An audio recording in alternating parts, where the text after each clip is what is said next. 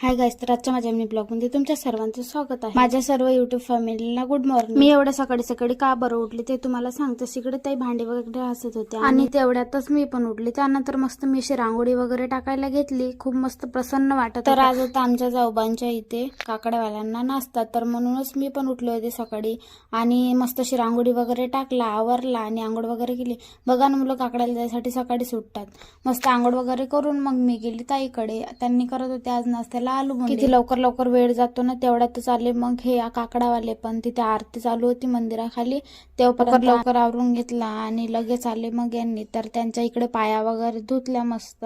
आणि छोटे छोटे मुलं तर अगदी बघा ना किती सुंदर सुंदर दिसत होते, टोपी वगैरे घालून. बिचारे चालून चालून खूप दमून गेले होते, तर बसले होते इथे वाजवत. त्यानंतर इकडे तुळशीची आरती वगैरे केली. तेव्हापर्यंतच आम्ही इकडे नाश्त्याचा प्लेट वगैरे काढला. तर बघू शकता मस्त उकळी आलेली मोठ आणि चिवडा आणि आलू बोंडे, त्याच्यावरती थोडासा कांदा पण दिला. इकडे गरमागरम चालू होते आणि तिकडे देणे चालू. या तुम्ही पण नाश्ता करायला. आणि तर बघा हदच पार करून ठेवले. आजपर्यंत माणसं बसते आणि आता तर हे कुत्रेच बसायला लागले. तर हा रांगोळीची देखभाल करत होता.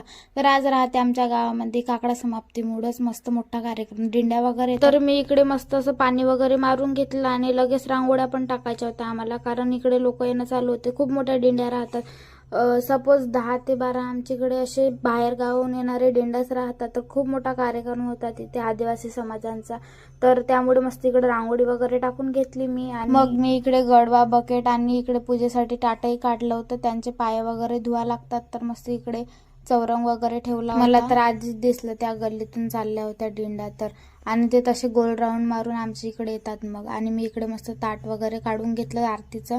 तर इथे घेऊन उभी होती. इकडे फटाके वगैरे त्यांनी स्वागत करत होते. इकडे आमच्या गावामधून सर्वात मोठा प्रोग्राम हाच मानला जातो, काकडा समाप्ती. तुम्ही पण बघू शकता किती सुंदर सुंदर डान्स करत आहे ना. आणि यांना तर कोणत्याच स्टेपची गरज नाहीये.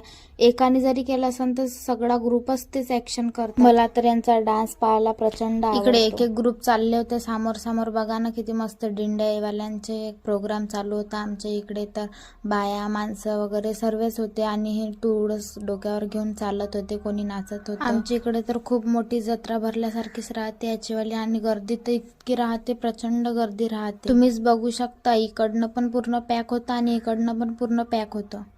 कितीतरी दूर दूर गावावरून गाड्या करून आलेल्या आहे यांनी आणि यांचा पूर्ण ग्रुपच असतो. आजीबाई तर बघा इतकी दमूनही डान्स करत होती. पण हा तर बघा छोटा अण्णा स्टाईलच केली. सो आपले ब्लॉग कसे बघायला आवडेल तुम्हाला ते मला कमेंट मध्ये नक्की सांगा. फुल ब्लॉग, मिनी ब्लॉग की कपल्स व्हिडिओ, जेणेकरून मी ते तुमच्यापर्यंत पोहोचवू शकेन. माझ्या एक फुल ब्लॉगला कमेंट आली होती. मला माहिती नाही ते दादा आहे की